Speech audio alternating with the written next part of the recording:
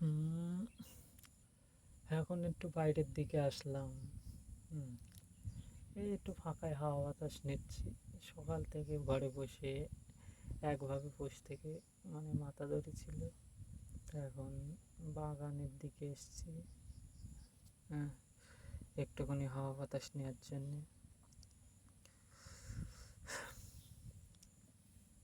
মাঠে চারিদিকে পাট কাটছে, পাট নিয়ে যাচ্ছে। সুন্দর একটা মিষ্টি মাটির গন্ধ, একটা সুন্দর হাওয়া, স্নিগ্ধ। আর চারিদিকে বর্ষা এখন।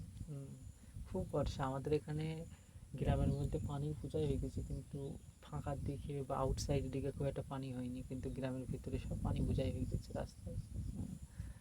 আর বাগানের এই সাইডগুলোতে পানি হয়নি, এই সাইডগুলো পানি ইয়ে হয় না, ধরে না, এই সাইডে পানি নেমে যায় সব ঘাটে।